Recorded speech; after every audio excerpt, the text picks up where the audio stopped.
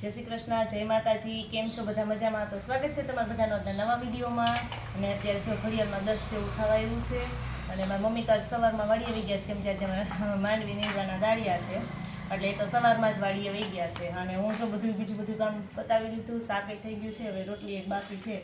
તો હમણાં કેટલા દિવસથી લસણ પૂરું થઈ ગયું હતું, મારે લસણ ફટાફટ ખોલી લઉં. જો બેઠી લસણ ખોલું છું તો પહેલાં બધી લસણની કરી કરી નાખું, અને પછી એમાં સેજ અમથું તેલ નાખીને તડકે મૂકી દઉં. જો તડકા ન પડતા હોય તો તેલ નાખીને આપણે સેજ ગેસ ઉપર તપવી નાખીએ તોય ફટાફટ ખોલાઈ જાય.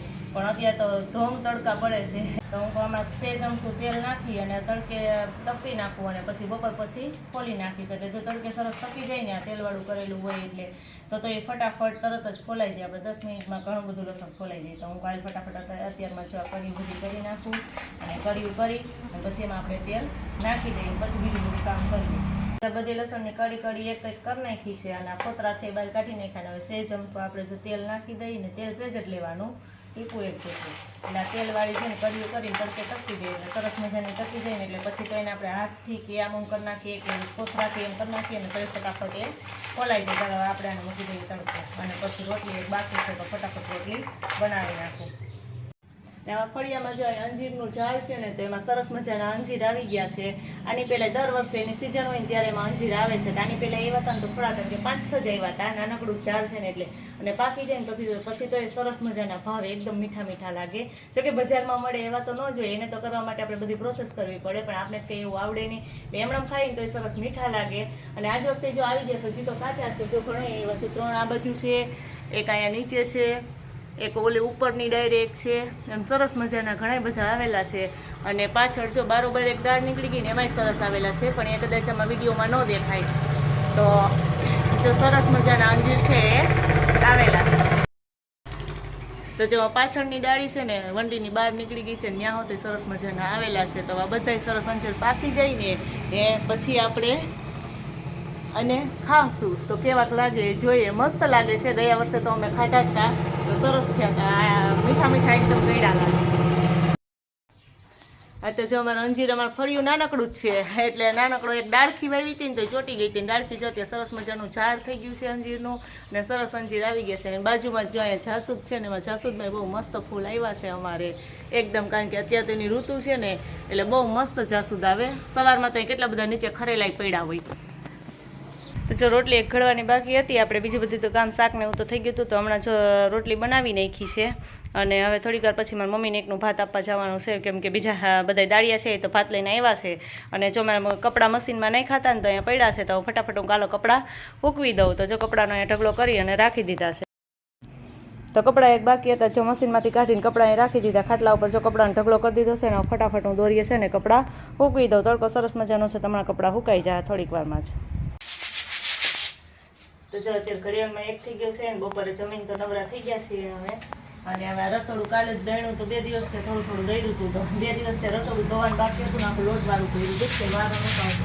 તો અત્યારે હું નવરી છે ને તો કાલે પહેલાં ફટાફટ ઘસીને સાફ કરી નાખું. આખું રસોડું તો સાફ કરી નાખું ને પછી હવે ધોઈ નાખું. તો હમણાં ધોઈ નાખું ને પછી કપડાં સુકાઈથી લઈ લો, કેમ કે એકદમ તડકો હતો ને અચાનક વાદળા થઈ ગયા, કેવા વરસાદ આવે એવું થઈ ગયું છે કે એમ થાય કે આખરી વરસાદ આવી જાય. તો ફટાફટ રસોડું ધોઈ પછી કપડાં બધા લઈ લો. તો જો અત્યારે ઘડિયાળમાં થઈ ગયા છે 7, અને અત્યારે મારે અહીંયા દર્શન કરવા આવવું હતું. તો હું વાડીએ હું દર્શન કરવા આવું. કાલ તો આવી જ હતી, પણ આજે પૂનમ હતી ને એટલે મારે પૂનમને દર પૂનમે દર્શન કરવા તો આવું જ છે. આખો દિવસ કંઈ નવરી ન થઈ, મારી મમ્મી વાડીએ હતા એટલે વારો ન આવ્યો. તો અત્યારે છેટ વારો આવ્યો ને, તો મીસુબેનને લઈને આવ્યા, પણ મીસુબેન તો રમવા વહી ગયા. હમણાં આકડી રમવા વહી ગઈ હતી, આવી સ્કૂલેથી આવીને ત્યારની રમવા વહી ગઈ હતી, હજી ઘરે નહોતી આવી. તો હું કહું એની રાહ જ જોઈને મોડું થઈ જાય, એટલે અત્યારે જો 7 થઈ ગયા છે. તો હું કાલો ફટાફટ હવે દર્શન કરવાના જ રહી ગયું હતું ને, તો અત્યારે કરી આવ્યું. તો જાગડી દીવાને એવું કરી લીધું, દર્શન કરી લીધા, અને વાલો આપણે ઘરે જાય. આ કપડાં મેં હંકલીને એમણે મૂકી દીધા હતા, હંકેલીને. હવે એને વ્યવસ્થિત ગોઠવી દઉં. તો જો બધા કપડાં છે ને પછી એના હોય ને એના થપ્પો મારી અને ફટાફટ ગોઠવી અને મૂકી દઉં. અમારા જો આ બેન, જો અમારા નાનકડા બેન છે ને, જો ફુગેથી મેડા રમવા કા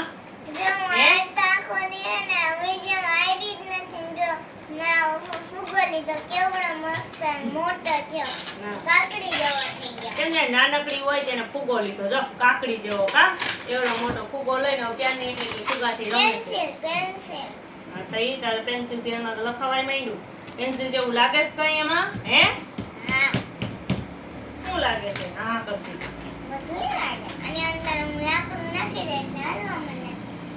એવું કોઈને કેતી નહીં, લાકડું નાખે કે હાલવા માંડે. પેન્સિલમાં એવું જ હોય. તો જો અમારા નાનકડા બેન હાવ નાનકડા છે ને એ ફુગેથી રમે છે. હવે આવડા નાના છોકરા રમાય કે નહીં કેજો જરાક. કા હા, તો એ નાના નાના છોકરા હોય ને ફુગેથી રમે. અને તૈયારી થઈ ગઈ પેપરની બધી? હે, શેનું પેપર છે ભાઈ?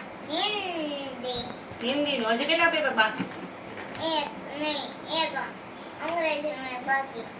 કાલે અમારા મિસ્ત્રીબેનને હિન્દીનું પેપર છે ને પછી અંગ્રેજીનું એકનું જ બાકી છે. કા હે, ચાલો હું કપડા ફટાફટ મૂકી દઉં અને અમારા બેન ભલે ફુગે રમતા. પેપરની કઈ કહેવાય તો બધા માર્ક આવશે પછી ખબર પડશે ને કે પેપરની કઈ તૈયારી થઈ ગઈ.